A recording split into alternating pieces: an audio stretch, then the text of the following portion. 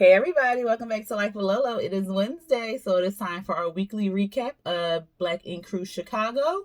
It is season 6, episode 4, and the title was Second City, Welcome Kitty.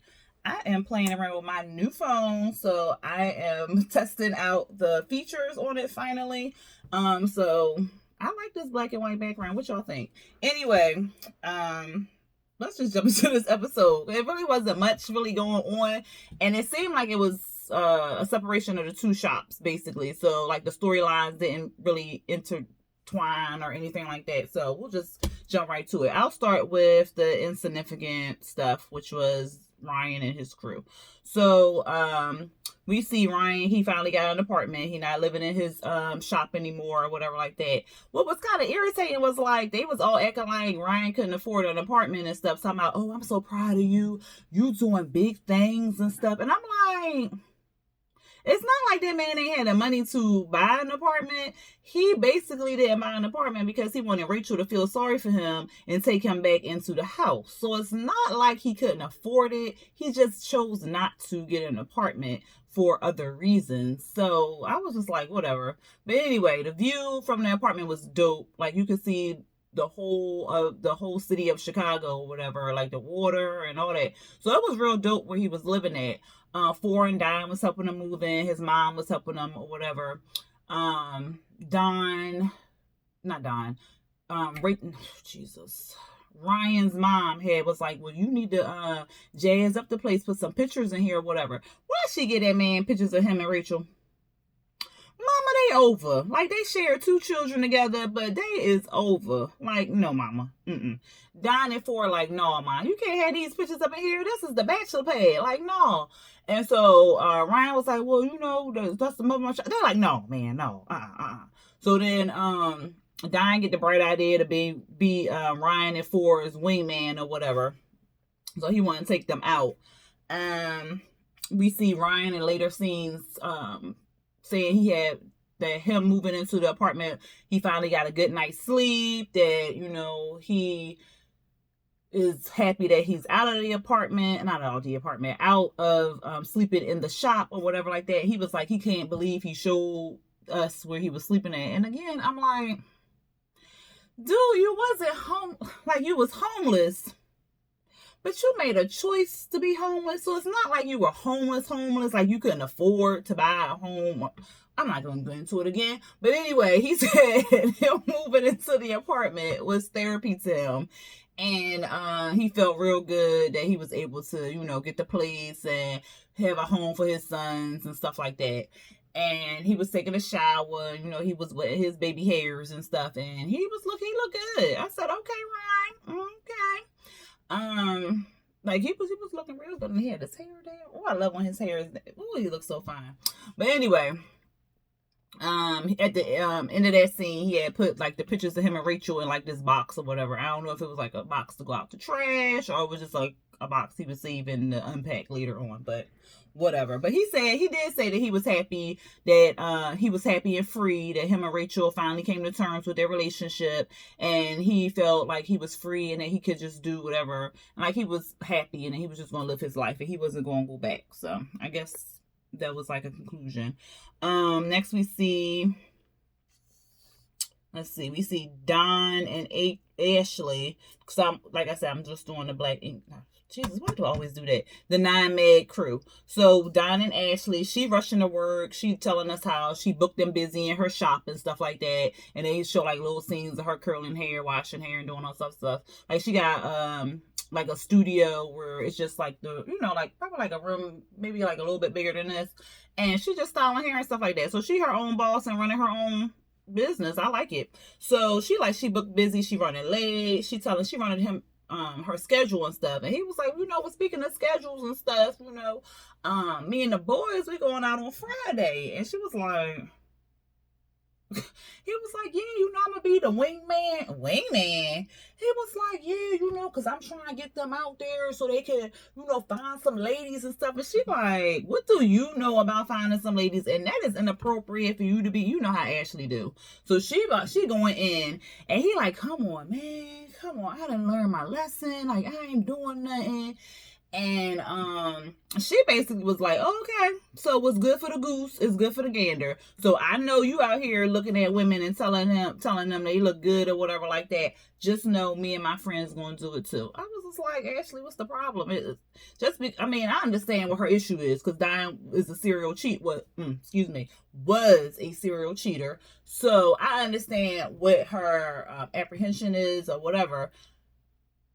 However, if it was any other person and they was faithful and loyal and stuff like that in the relationship, like them looking at somebody be like, oh, she cute or whatever, that's not nothing like deep and serious. As long as they like, oh, she cute, I want her number, like, now that's a whole problem. But if they just admiring somebody or whatever like that, I don't see that being a problem, whatever like that. So actually, but I understand why she got a problem with him checking women out. I understand that wholeheartedly. But anyway, we see Dime, they out at the club or whatever, like this little rinky dinky scene they done set up. They out with the club and Dime like he getting cussed out to be with them. He calls some ladies over there, they drinking and stuff, they tossing it up. Ford was like he wants somebody rare like him. Ryan like, I don't care, whoever just come through type thing. He done invited his homie to meet him or whatever. So he not really even phased or nothing by what's going on at the club. He like he ain't even see nobody there that he really want to talk to or whatever like that because he waiting for his homie. So what happened? Oh, so next week, then we see Ashley. So she in the car with her friends. I think the girl in the front was definitely her friend. Who was the two people in the back? Because she act like she kept talking like they wasn't even there. Like she was like, "Cause girl, we gonna get you out. I'm gonna find you somebody. I'm gonna do this because it's all about you getting out and stuff." And Candace like, okay, but then Ashley tell her that Diane gonna be there. She was like, why is Diane gonna be where we at or whatever? So Ashley was like, it's all right, girl. We just gonna have our fun. I'm gonna do me or whatever. So then they show her eavesdropping, trying to find a place where they was gonna be at and stuff. They walk up in the club. And what happened? Oh yeah, Ashley walked in the club or whatever with her friends. She act like she don't see them in this little club. So she walked past them, walk over there into her own little section with her girls and stuff. And they coming over there with bottles. Don and them already had their bottles. The little bottle girls came over there popping the little champagne or wine or whatever the hell they ordered. And they over there turning it up with these two girls. They look like grown women.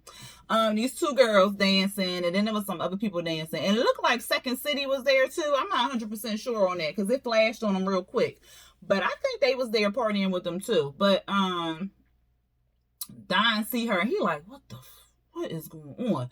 But Ashley, she played it cool. She ain't go over there and bother him like she usually would have. You know how Ashley used to do, go over there, sit one of them and do all this other stuff. She in there, she twerking, flipping her ponytail or her weave back and forth. And they over there, they look like they having a good time. I'm like, okay, what music playing? Okay, because they having like real conversations, like they can actually, like, because when I'm in the club and I'm talking to somebody, I can't really hear what they saying all that well. So, but anyway, what happened? Ashley came in, they turned it up in the corner. I said, all that. Candace looking for some big slong. She said she needed a big jank, that's what she had said. And then Don, he like, oh, well, she just needs some attention from Big Daddy. So I'm gonna go over there and send her a bottle. So he go and go to the bar and pay for some bottles to go be sent over there or whatever like that. Inside the note say, do you boo boo love Don? And she like or whatever. So then they was partying and stuff like that. Then Kitty walked in. Now mind you, this club ain't all that big. Kitty walked in. She walked straight in and then sat at the bar. Ryan saw her and I said, why is he looking at that girl like that? Like he about to eat her alive. Like, oh, predator alert, predator alert. But Ryan go over there and sit with her. And then he was like, oh, yo, the boys over there or whatever. So they at the bar. They over there in VIP. How they hear him scream? Okay, whatever. But anyway, Kitty and Four and them having a whole conversation. Over the music? Oh, okay. But anyway, she like, I ain't see y'all. You know, I had tunnel vision. Girl, the club ain't that big. But anyway, they're sitting at the bar. Her and Ryan, they flirting with each other and stuff like that. Then they flash to Black Ink Crew, New York, where what is her damn name? Sky.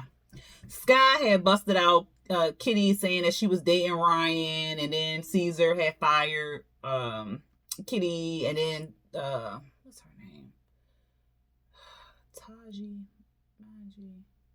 What's that white girl name? Oh, is she white? I don't even know. But y'all know who I'm talking about. The one who always be just yapping. I can't think of her damn name. But she was fighting Kitty or whatever like that. I have not finished watching that season. It was getting on my nerves, so I stopped watching it. I might go back and watch it just to see what had happened.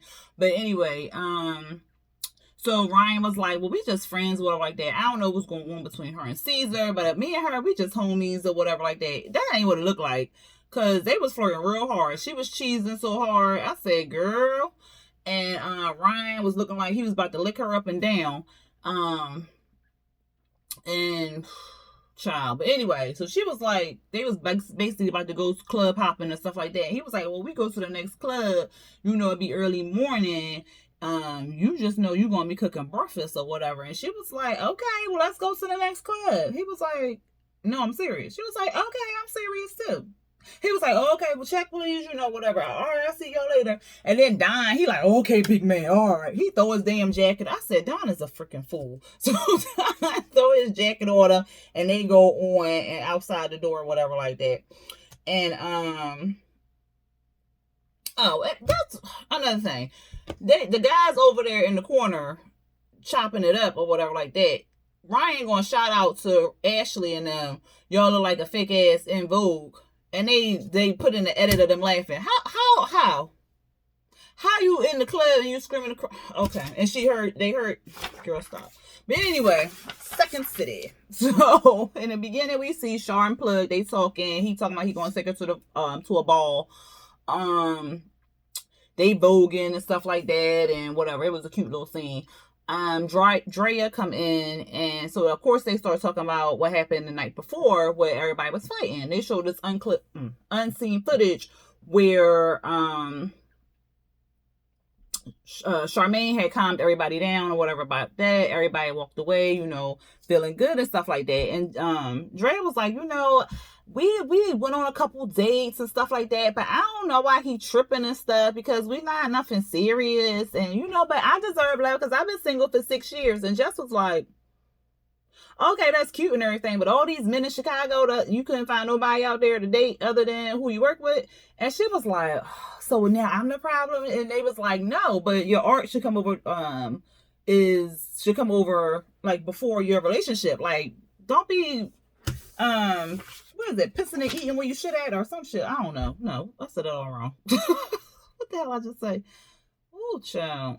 What is it? Eating where you should at or something. Y'all know what the term is. But anyway, we see Prince and Fly. They talking about the party.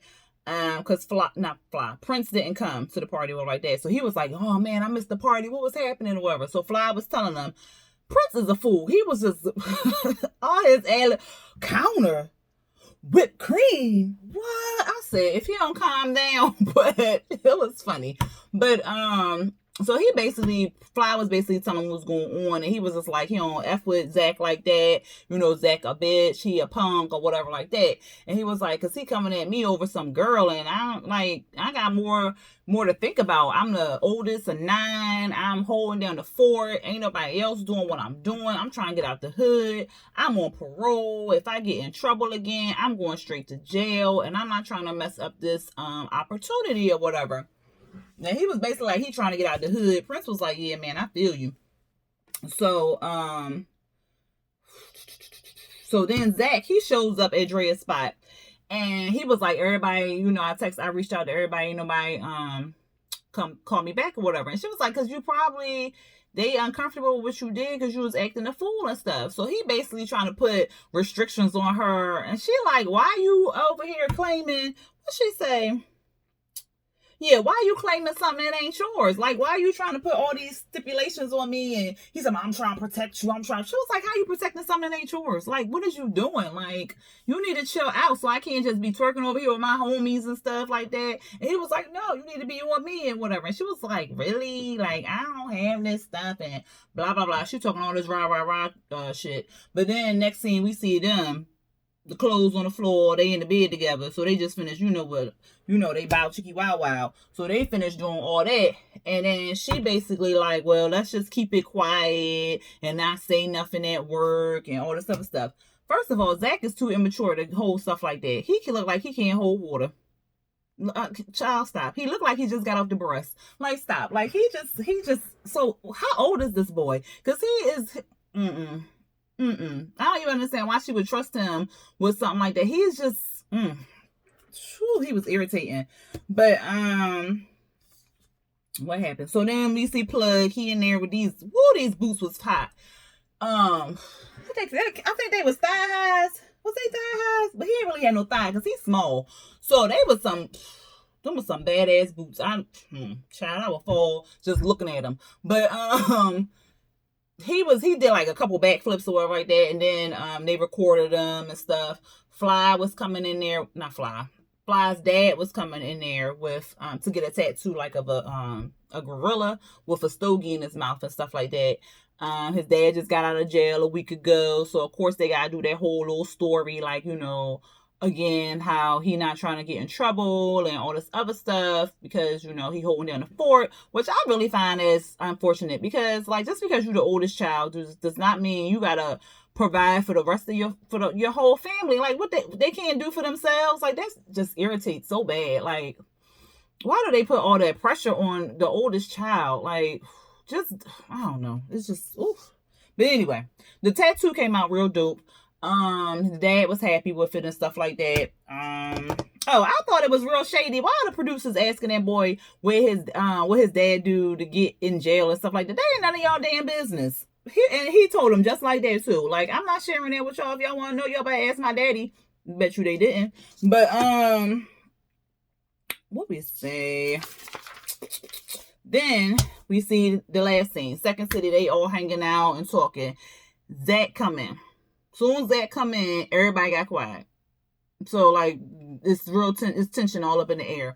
Fly, like, he ain't feeling them, but he finna ignore him because, again, he not really, he not trying to go to jail or get in trouble or anything like that. What Prince say? Oh, Prince, they was talking about what Charmaine had asked, did they ever have sex with somebody while they was tattooing? Prince is a damn fool, child. He talking about, Jess was like, how you do straight lines like that? He talking about shadowing. I said, boy, stop. Like, just stop. Cut. And so then they was talking about, and then Drea, she was talking about her, one of her ex-boyfriends used to rub her feet while she tattooed him and stuff like that. You can see Zach getting his feelings. Like, why are you mad? Because she had an ex-boyfriend that used to rub her feet? Like, she need to drop him. But child, I don't know. But anyway, Zach, he's gonna ask who think they the best tattoo artist in here or something like that. And that's already like a touchy thing. Like, because everybody gonna think they the best, and then you think you the best. So then, of course, the other person gonna think they the best. So then that already builds up conflict and stuff like that. So why even ask a question like that? And then with his ego, he like, well, I know I'm the best. I've been tattooing for 3 years. Y'all been tattooing because they went around in a circle saying 10, 10, 8, 8, and he was only 3. And he was like, but I can run circles around y'all and stuff. And then Fly was like, Drea, she can run circles around you, man. He was like, no, I'm the best or whatever. So he just immature, and he just doing the most, and then he just getting all in his bag and getting his feelings. And then Fly, he already don't like the boy, so of course that's setting him off, because now he like, yo, just shut up, my dude. Like, just be humble. Just be humble, my dude. Just shut up and be humble. So then he getting all like, like all in his face and stuff, ready to pop. Zach, he's still talking. Like, at that point, just shut up. Because you see the man getting mad. Just shut up. Like, just walk away. Make the situation, calm the situation down. De-escalate the situation. Do something. But don't talk. So, they like, okay, you just need to go, Zach. You just need to go calm calm it down or whatever like that. And he was just like, all right, whatever, man. And so then when he leaving, he steady talking like he talking cash money. So he walk out. He said something. Fly was still going off or whatever, trying to calm himself down and stuff like that. And then Zach was putting up his middle fingers while he was walking out. And then Fly ended up walking out the door after Zach. So Fly was like, yo, he a bitch, or whatever like that. I'm ready to punch him in his throat or punch him in the face, punch him somehow, punch him somewhere, child. I don't know. He wanted to punch the boy. And so Zach, he like, oh, now you big and bad because security there. I'm like, yo, if you don't shut up, like, that boy would look. I wish he would have got him. Like, he irritates or whatever like that. But anyway, she go to calm Zach, because of course they chasing him down the street and whatnot. So just go to calm Fly down. And she like, this took me out. She was like, yeah, she was like, yeah, I know he acts like a bitch. He is a bitch and he's always going to be a bitch. But you don't have to punish him. I said, why you shade that boy like that? Like, you ain't had to agree that boy was, like, oh, Jess. So then Fly calmed down and stuff like that, and they walked back in the building. And that was pretty much the end of the episode, y'all. It wasn't, like I said, it really wasn't nothing until the end anyway. Yeah, but that was pretty much it, like I said. I hope y'all enjoyed this video. If you did, hit that like button. And if you are not subscribed, please subscribe to my channel. And please hit that little notification bell so you can get my videos or notified when my videos come out. Anyway, until next time, y'all.